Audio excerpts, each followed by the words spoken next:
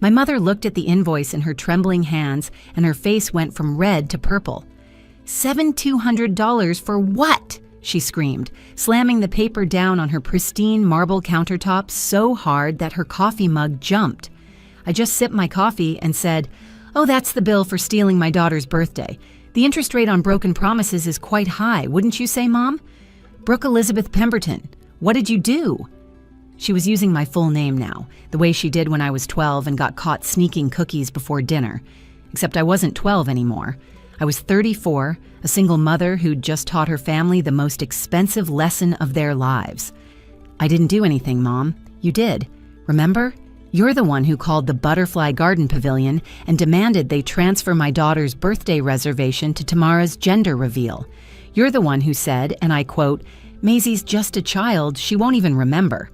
Well, guess what? The venue remembers, their billing department especially." My father Ronald walked in from his study, probably drawn by the screaming. "What's all this racket, Judith?" "Your daughter sabotaged Tamara's gender reveal." My mother waved the invoice like it was evidence in a murder trial. $7,000, $7,000. Actually, $7,200, I corrected, taking another calm sip of my coffee. The extra $200 was for the butterfly expert. I heard he was fascinating. Something about monarch migration patterns. Let me back up and tell you exactly how we got here. See, I'm Brooke, and if you looked at my family from the outside, you'd think I was the failure. Divorced, living in a 2-bedroom apartment, driving a 10-year-old Honda, while my cousin Tamara rolled up to family dinners in her husband's Tesla. My mother Judith never let me forget it either. Every family gathering came with helpful observations like, "Brooke, honey, maybe if you hadn't been so stubborn about Derek's career moves," or "Tamara just has such a glow about her, doesn't she? Marriage suits some people better than others." My daughter Maisie is 8 now. Well, she turned 8 6 weeks ago, but we'll get to that. She's this brilliant, funny little person who collects dinosaur facts and insists on wearing tutus to the grocery store. She calls my mother Grandma Judith, always both names together, like it's a royal title. My father Ronald is just Grandpa Ron, and he spoils her with books but never stands up for her when it matters. Then there's my cousin Tamara, 26, married to Brandon, who works in pharmaceutical sales, pregnant with their first baby. She's been the family princess since the day she was born. Her mother, my Aunt Diane, is Judith's younger sister, and somehow even more insufferable. They treat Tamara like she's made of spun gold while treating my life choices like a cautionary tale they tell at dinner parties. The thing about being the family.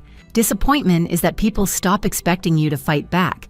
They get comfortable taking things from you because you've always been the one who bends, who accommodates, who says it's fine, when it's definitely not fine. They assume you'll keep doing it forever. They assumed wrong. You want to know what I did? I set down my coffee cup with a deliberate clink. I gave Tamara exactly what she wanted. A luxury event at the Butterfly Garden Pavilion, the champagne fountain she specifically requested, the photographer she insisted on having, the exotic butterfly collection she squealed about when she saw it in the premium package catalog. She didn't order those things. Judith's voice hit a pitch that probably scared birds off the backyard feeder. No, that's funny because the venue has security footage of her requesting upgrades throughout the event. Apparently, she told the staff that since it was such a special occasion, only the best would do. Her words, not mine. You set her up. I didn't attend the gender reveal, remember. You specifically told me it would be awkward if I was there since I'd been so difficult about the venue change. How could I set up anything from my apartment, where I spent that afternoon explaining to my 8-year-old why 20 of her friends were calling to ask why her party was canceled? My father finally looked at the invoice properly. His face went pale when he saw the itemized list. "Judith, did you authorize Persian champagne service?" "Of course not. Because it says here that the person who called to transfer the reservation verbally approved maintaining all selected services for the event date." I pulled out my phone and showed them my email. Here's the confirmation I got as the original contract holder. "Dear Ms. Pemberton, per the phone request from Mrs. Judith Pemberton, your event reservation has been transferred to accommodate a different celebrant while maintaining all selected premium services." All selected premium services. Those services just happened to be selected between the transfer call and the actual event. "You little snake," my mother hissed. No, Mom. I'm a mother who had to watch her daughter pretend it didn't hurt when her fairy princess birthday party got yanked away for someone else's Instagram perfect gender reveal. Do you know what Maisie said when I told her the party was canceled? She said, "That's okay, Mommy. Baby cousins are more important than birthdays." She's 8. She shouldn't have to think that way. The best part? This was all completely legal. The contract was still in my name. The venue had every right to charge for services used, and Tamara, sweet entitled Tamara, had enjoyed every single one of those premium upgrades while posting photos with captions like, "So blessed to have a family that goes all out for special moments." Well, she was right about one thing. They definitely went all out. $7,200 out. To be exact. I'd been planning Maisie's 8th birthday for 3 months. Every single penny mattered when you're a single mom working as a dental hygienist. People think healthcare workers make good money, but they don't see the student loans, the rent for even a modest apartment in a decent school district, or the way grocery prices seem to climb every week. After my divorce from Derek 2 years ago, I became an expert at stretching dollars. 20 here from skipping my Tuesday coffee run, 30 there from packing lunches instead of buying them, 10 from choosing generic cereal even though Maisie noticed the difference. This year was going to be special. I'd finally saved enough to rent the Butterfly Garden Pavilion at our local botanical gardens. It wasn't just any venue to Maisie. Last spring, we'd gone there for a free community day, and she'd pressed her little nose against the glass windows of the pavilion, watching another child's birthday party in progress. "Mommy, this is where fairy princesses have parties," she'd whispered with such reverence in her voice that my heart cracked a little. "Do you think maybe someday I could have a birthday here?" "Maybe someday, baby," I'd said then, already calculating what I'd need to save. The deposit alone was $400, non-refundable. The total would be $1,200, but I'd managed it. Every skipped lunch, every overtime shift, every weekend I'd picked up extra cleaning work at the dental office, it all led to this moment when I could tell Maisie her dream was coming true. Really? Really, truly? She'd actually jumped up and down in our tiny kitchen, her dinosaur socks sliding on the linoleum. "Can I wear my purple dress? The one with the sparkles? And can we invite Rosie and Emma and Jackson? Jackson says girls' parties are boring, but I told him mine would have real butterflies." "You can invite whoever you want, sweetheart. 20 friends, just like we talked about." She'd thrown her arms around my waist. "Grandma Judith's going to be so surprised. She always says our apartment is too small for a real party." That stung because it was absolutely true. Judith never missed an opportunity to remind me how I'd downgraded after the divorce. Every family dinner came with commentary. "Brooke, honey," she'd say while passing the potatoes in her dining room that could fit my entire apartment, "maybe if you'd tried harder with Derek, Maisie would have a proper backyard for her birthday. Children need space to run around." Or my personal favorite, "It's just such a shame. When you were Maisie's age, we threw you that carnival party with the pony rides. Remember? Of course, your father's business was doing well then, and we had that big house on Maple Street. Different times, I suppose." The implication was clear. I'd failed where she'd succeeded. I couldn't give my daughter what she'd given me. But this year would be different. The Butterfly Garden Pavilion was better than any backyard. 20 of Maisie's friends would be there. We'd have the butterfly release ceremony where each child would get to release a painted lady butterfly while making a wish. The pavilion would provide child-friendly refreshments, and I'd ordered a special cake from Bellissima Bakery, the fancy place downtown that usually did wedding cakes. It was shaped like a butterfly with edible glitter wings that changed color in the light. Cost me an extra $150, but Maisie had seen it in their window and gasped like she was looking at magic itself. I'd even bought myself a new dress for the occasion. Nothing expensive, just something from Target clearance. But it was soft blue and didn't have any stains from Maisie's toddler years. I wanted to look like the kind of mother who could give her daughter a beautiful party, who had everything together, who didn't have to check her bank balance before buying milk. 2 weeks before the party, everything was perfect. The invitations had gone out, handmade by Maisie and me with cardstock from the dollar store and glitter she'd been saving in a jar. Each one said, "You're invited to a fairy princess garden party," with the date March 18th, 2 p.m. at the Butterfly Garden Pavilion. The RSVPs had come flooding back. Every single child said yes. Even Jackson, who'd apparently told his mother that Maisie's party was going to be the coolest thing ever because of real butterflies and no clowns. That Sunday, we went to my parents' house for dinner, just like every week. It was a command performance, not an invitation. Judith liked to have what she called family togetherness time, which usually meant time for her to offer unsolicited advice about my life while my father read his iPad at the table and occasionally grunted in agreement. I couldn't help myself.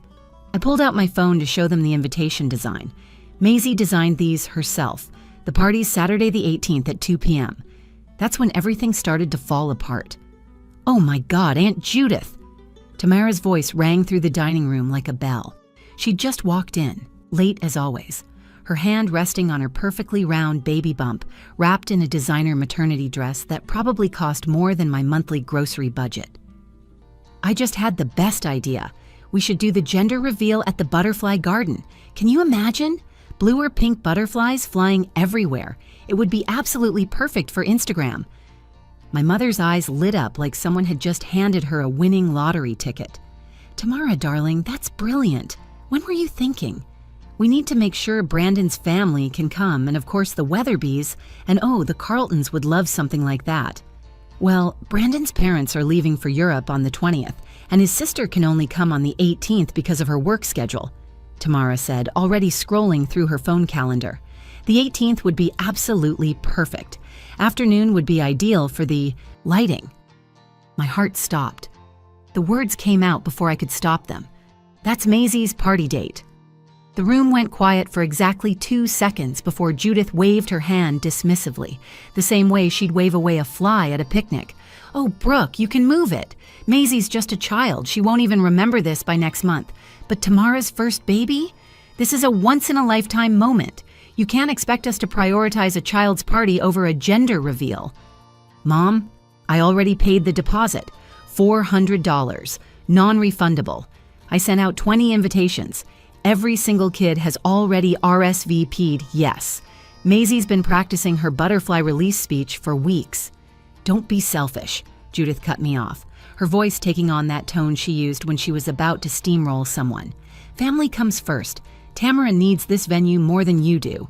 A gender reveal requires a certain level of sophistication. You can just have Maisie's party at Chuck E. Cheese or that pizza place with the arcade. Children actually prefer those places anyway." "She doesn't want Chuck E. Cheese, Mom. She wants her fairy princess party at the butterfly garden. I've been saving for months." Diane chimed in then, her voice dripping with fake sympathy. "Brooke, sweetie, I understand you're disappointed, but you have to think about what's really important here. Birthday parties happen every year. Tamara will only reveal her first baby's gender once. Surely you can see the difference in significance." Ronald looked up from his newspaper, finally deciding to weigh in. "Your mother's right, Brooke. Be reasonable. Tamara's event will have important people attending, business connections, the kind of people who expect a certain caliber of venue. Maisie's little friends won't care where her party is. They're 8-year-olds, not toddlers, Dad. They definitely care. And since when is my daughter less important than business connections?" Tamara put on her practiced pout, the one that had been getting her whatever she wanted since she was 5. "Brooke, I'm not trying to ruin Maisie's birthday. It's just that this venue would be so perfect for the reveal. We're doing a butterfly theme for the nursery, too. It's like fate. And besides, you know how stressful pregnancy has been for me. The doctor says I need to avoid any unnecessary anxiety." "Then plan your own party at a different venue," I said, my voice getting harder. "There are dozens of beautiful places in the city." "But none of them have the butterfly release option," Tamara whined. "And I already told Brandon's mother about it. She's so excited. You know how particular she is about everything.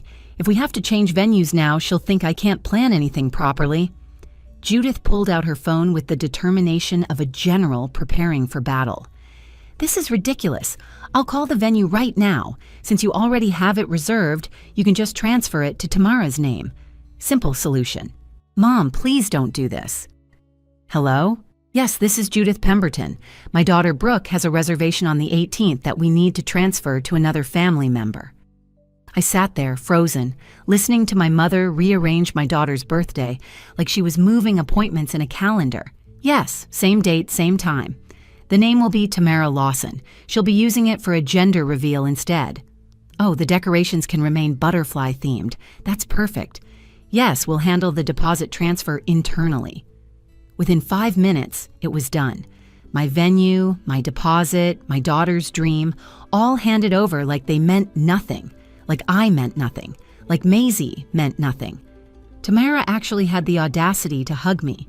You're the best cousin ever. I promise I'll make sure Maisie gets an extra special gift from the baby. Maybe we can even have her help with the reveal somehow. Wouldn't that be cute? I sat there in my parents' dining room, surrounded by family who'd just shown me exactly where my daughter and I ranked in their hierarchy, and I said nothing. What could I say that would matter? They'd already decided. They always decided, and I always accepted it. But this time was different. This time, they'd crossed a line they didn't even know existed. That night, I had to tell Maisie her fairy princess party was canceled. She was in her room, carefully writing each guest's name on little paper butterflies she'd made as party favors. Look, Mommy, I made Jackson's butterfly green because he doesn't like purple, and Emma's has extra glitter because she loves sparkly things. I sat on her bed, the words stuck in my throat like broken glass. Baby, I need to talk to you about the party. She looked up at me with those bright hazel eyes, Derek's eyes, and somehow she already knew. Kids always know. It's not happening, is it?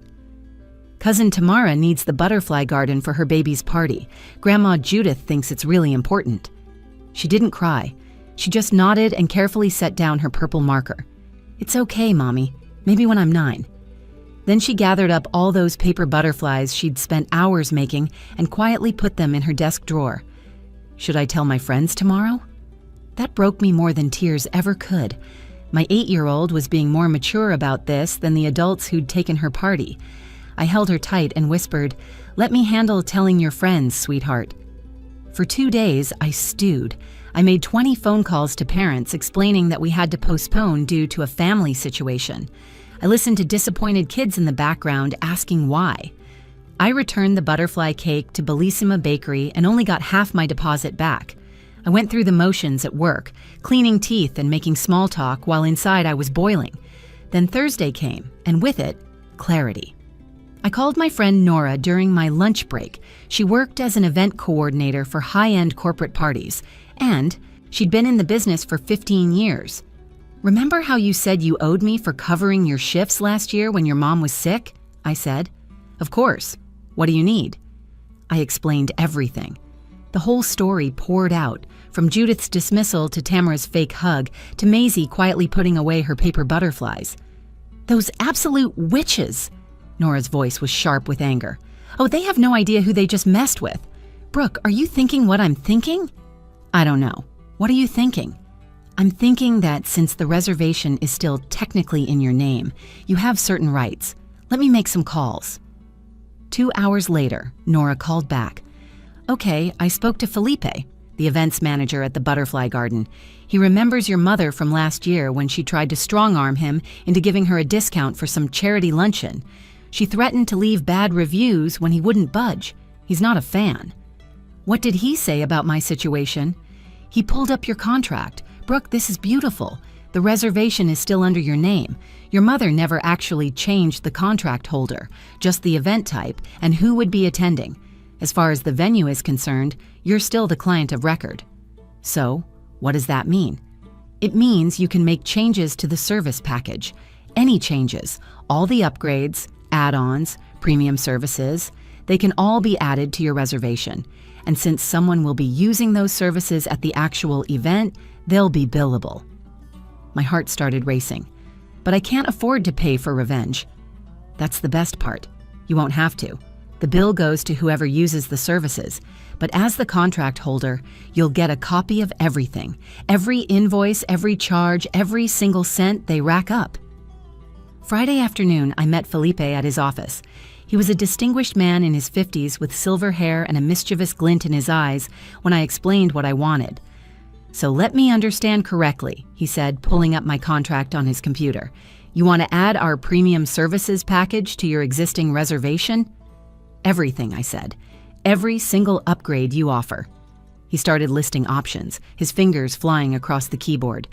The champagne fountain is $800. The professional photography package with edited digital delivery is $1,500.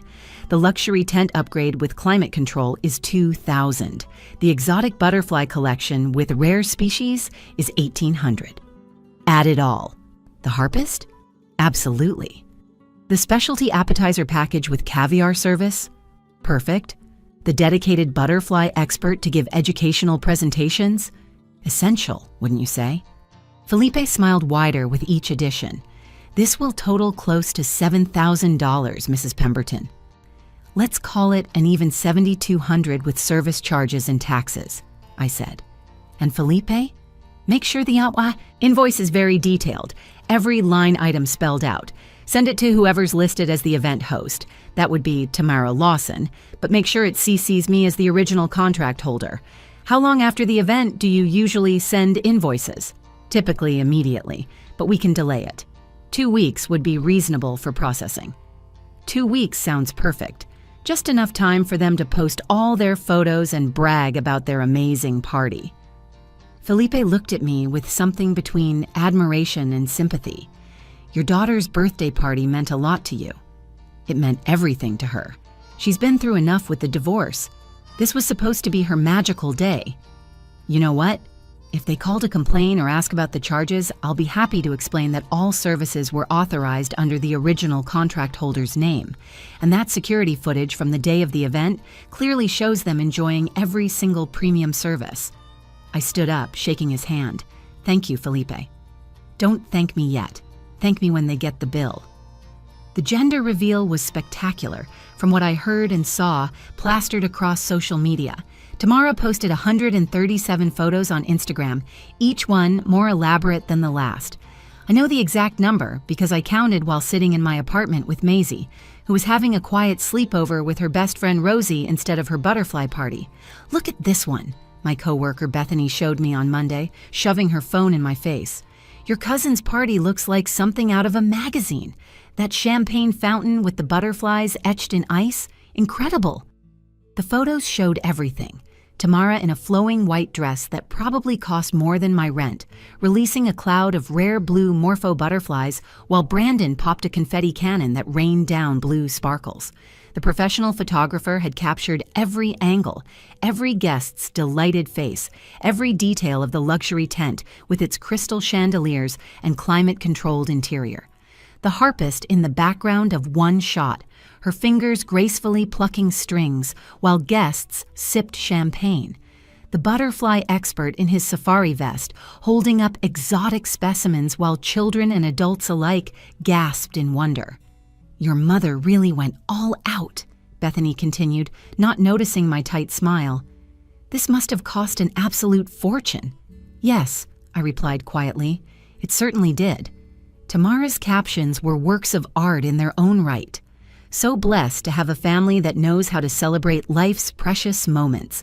And when your family surprises you by upgrading everything to premium because they love you this much.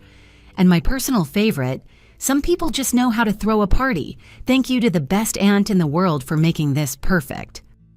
2 weeks later, exactly 14 days after the reveal, I was having coffee at my parents' house.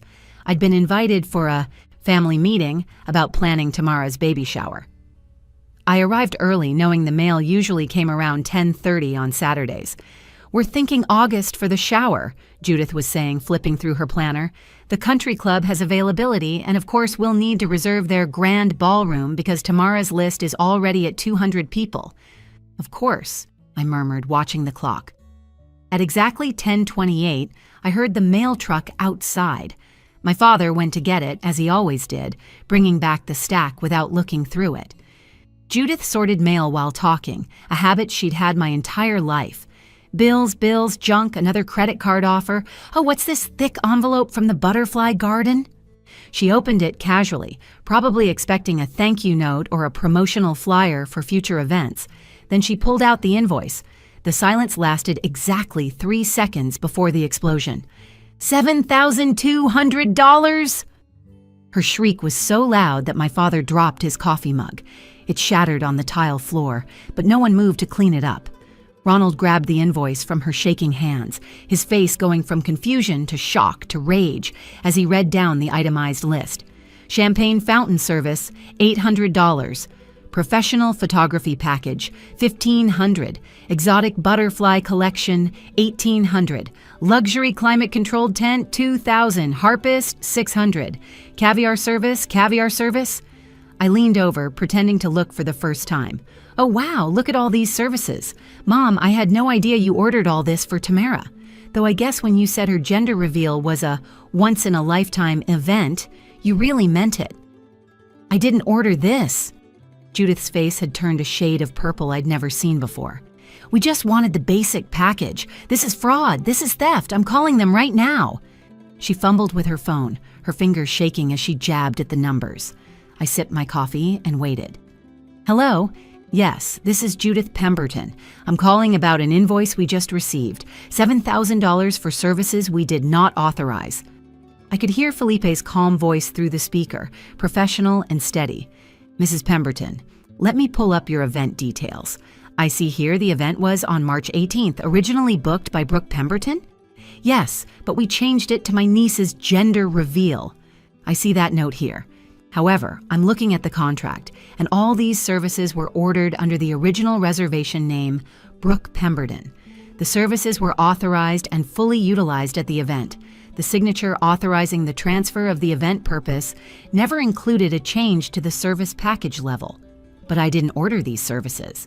Ma'am, someone certainly did, and according to our security footage and the photographer's timestamps, all services were not only delivered, but extensively enjoyed.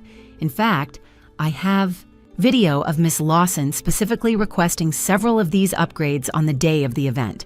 Would you like me to email you the footage? She's quite clearly stating, and I quote, "This is my first baby. We simply must have the champagne fountain. It's what this moment deserves." Judith turned to me, her face contorted with rage. "You did this." I set down my coffee cup with deliberate calm. "Did what, Mom? You're the one who insisted on taking over my reservation. You're the one who called them. You're the one who said Tamara's party was more important than your granddaughter's birthday. I had a simple $1,200 butterfly party planned. You're the one who apparently decided it needed to be a luxury event. You knew this would happen. How could I know Tamara would order champagne and caviar? I wasn't even invited, remember? You specifically said it would be awkward if I was there since I'd been so difficult about the venue change. You're going to pay this!" Judith slammed her hand on the marble countertop, making the sugar bowl jump. "Why would I pay for Tamara's party? I wasn't even invited, remember? You said I was being selfish for wanting to keep my daughter's birthday venue, so you took it. Congratulations, Mom. You got exactly what you took, plus interest." The family exploded like a bomb had gone off. Within an hour, my phone was lighting up with messages. Tamara called crying, saying she had no idea about the upgrades and that she'd never requested anything. Diane sent a long text calling me vindictive and manipulative. Ronald left a voicemail saying I was tearing the family apart with my petty revenge. But here's the thing about security footage. It doesn't lie. Felipe, bless his professional soul, had already emailed me copies of the relevant clips before the invoice even went out. There was Tamara, clear as day, waving her hands excitedly as she talked to the staff. "Oh, we simply must have the champagne fountain. My aunt said to make this perfect." Another clip showed her posing with the butterfly expert saying, "Can you bring out the rare ones, the blue morphos? This needs to be extraordinary." When Judith refused to pay, claiming fraud, the venue's legal department got involved. They sent the bill to collections under Tamara's name as the event host, with Judith listed as the guarantor since she'd made the transfer call. Tamara's perfect credit score, the one Brandon always bragged about, dropped 150 points in 30 days. 3 months later, after legal threats and a near lawsuit, Judith paid the full amount plus $500 in collection fees and another $1,000 in legal costs. $8,700 total for a party that was supposed to be more important than my daughter's birthday. But the real victory came from the most unexpected place. The day after the invoice incident, Felipe called me personally. "Mrs. Pemberton, I heard about what happened with your daughter's original party. It's been weighing on my conscience. We had a cancellation next month, a corporate event that fell through. Would you like the Butterfly Garden Pavilion for Maisie's birthday? No charge. Consider it an apology for our part in this misunderstanding. I nearly cried right there on the phone. Felipe, I can't accept that. It's too generous. Please. I have a granddaughter Maisie's age. I've seen the disappointment in a child's eyes when adults let them down. Let me do this. Maisie's 8th birthday party happened 6 weeks late, but it was perfect. 20 kids releasing butterflies into a sunny April sky. The fairy princess cake from Bellissima, which they'd kept the design for and only charged me for the ingredients. Maisie in her purple sparkly dress, reading her butterfly fact speech she'd practiced so hard. The photos I took on my phone were worth more than any professional package. At the party, one of the other moms, Jennifer, pulled me aside. I heard about what happened with your family. That INVOICE story is legendary at school pickup now. $7,000. Did they really pay it? Every penny, I replied, watching Maisie help little Jackson release his butterfly because he was scared it might bite him. Good for you. Sometimes people need expensive lessons. 6 months have passed since then. Judith hasn't spoken to me except for necessary communication about Maisie. Ronald sends weekly texts asking me to apologize and be the bigger person. Tamara had her baby, a boy named Caden, and I wasn't invited to meet him.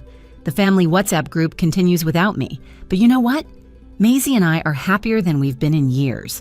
Without the weekly dinners at Judith's, we have Sundays for adventures. We've been to every museum in the city, had picnics in parks, and started a tradition of trying new recipes together every weekend.